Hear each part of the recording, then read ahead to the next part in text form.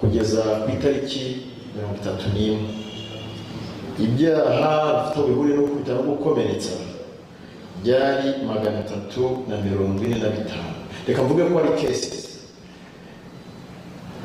345. Hanyuma guhera itariki ya z'ukwezi kwa munani kugeza saa sita z'ijoro mu tariki 13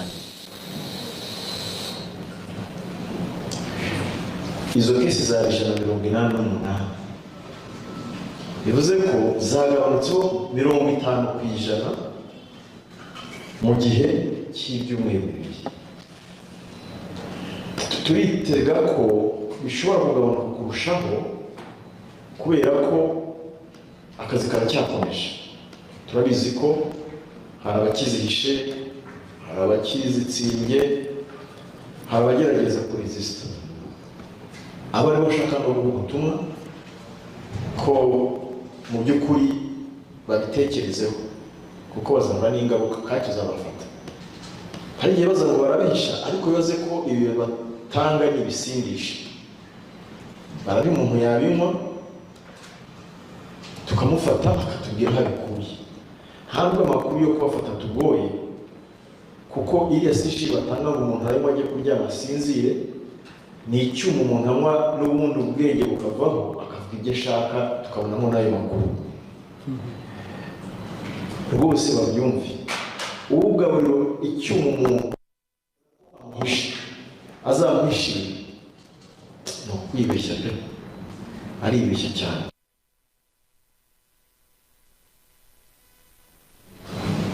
Hari abandi basanzwe bazi ko bacuruza ibyuma, noneho bakabyibura akabiha umuturanyi usanzwe uzwi ko atacuruza. Noneho umuhaye komanda akavuga ati ndasaba umpe amacupa 2, akajya ku muturanyi akabimuzanira akamuhereza. Uwo muturanyi ni umufatanyacyaha kuba yemeye kubibika kugira ngo uriya twashakaga twari dusanzwe tumuzi agaragare nk'aho yabitanze. Ntabwo bimugira umwere cyangwa ntibimworohereza igihe nikigera cyo kumara. Mbwire n'abayobozi b'inzego z'ibanze n'abandi bakigerageza gukingira ikibaba mu buryo bumwe cyangwa ubundi, ndetse bakanashaka nabo bakabijyamo. Nabo barahitamo nabi, barakora amahitamo atari meza, nabo ntibabicikeho. Tubona no gushimira abaturage bakomeje kuduha amakuru mu buryo butandukanye, tunabashimira cyane uburyo babaye batanze ukomeye kugira ngo igikorwa kigeze uyu munsi. Nongere mburire ikindi gice cya kabiri, ariko muri icyo gice cya kabiri ndashyira kuri ibigo byose bitanga ibyangombwa by'ubuziranenge bigakora inspection, mbese gutegura ubugenzuzi nk'uko Dr. Thierry yabisobanuye. Niba hari ahantu bitagendaga neza, aya ni amahirwe yo gutangira gukurikiza amategeko nk'uko bigomba gukora. Ntabwo birangiye ngira ngo bibisuru ko ubu ngubu ibintu bigomba gukorwa uko byateguwe. Niba hari gaps, hari ibyuho, hari gukoza amategeko cyangwa n'ibindi, nibicare babishyire ku murongo, kuko birashoboka ko nabo bishobora kugiraho ingaruka nanone niba badakosoye amakosa n'ibyaha byagaragaye. Ngaruka ku kindi gice cya gatatu ari naho ndi gusoreza. Uyu munsi turimo turarwanya ibinyobwa bihiye, tujuje ubuziranenge, ndetse n'ibindi bidahiye byo mu byaro bikozwe mu buryo butuje ubuziranenge cyangwa butakurikije bidakozwe mu isuku ihagije. Ndibaza umuntu wese ucuruza ikiribwa, ikinyobwa, ugikora akagishyira ku isoko mu buryo ubwo aribwo bwose, iri ryakaba yari isomo n'amahirwe yo gusubira inyuma akongera akagenzura ibyo yakora. Ntibagire ngo birangire hano. Ni amahirwe yo kongera kureba ibyo natirishaga mbikosore gute, ibyo ntatunganyaga mbikosore gute.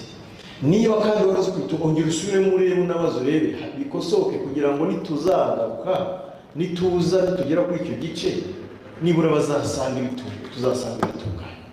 Ejo hatazagira uvuga ngo ntimwari mwatubwiye, ntabwo twari tubizi ko n'ahangaha muzazamwe, ntabwo twari dusobanukiwe. Oya, ni responsabilité za buri umwe wese, ni inshingano z'umucuruzi nabivuze ubushize, kugira uruhare mu gucunga umutekano w'abakonsoma ibiribwa n'ibinyobwa bye. Rero nagira ngo ubutumwa bwo butambuke ko abantu bose bakora ikintu icyo cyose kijya mu nda y'umuntu, ari ubikora mu buryo afite uruganda, ari ubicuruza, ari ubikwirakwiza distribution, ni bicare bongere barebe bati ibintu dukora byuje ubuziranenge, kuko turakira amakuru menshi y'ibiribwa n'ibinyobwa bishobora kuba biri ku isoko bituje ubuziranenge. Rero nagira ngo abantu ntibabe abapfapfa, ntibashingire kuri izo operasiyo turiho dukora, barebe ibyo dukora, bagire ubwenge, basubire inyuma barebe ibyo bakora nimba byuje bikorwa neza, nimba ibyo bacuruza byuje ubuziranenge, nimba aho bakorera hujuje ibisabwa, kugira ngo ejo batazatuma. Nagira ngo ntabwo ubwo butumwa wenda budutambukirize, kugira ngo mu by'ukuri bumve ko ibintu ntibirangira mu binyobwa gusa bihiye, oya, n'ibindi byose bizakurikiranwa. Turebe kugira ngo isoko ry'ibiribwa n'ibinyobwa biri isoko ryizewe, ribe isoko ritunganye, ibiribwa bibe bidafite ingaruka ku bantu. Ibi nabyo tuzabifatanya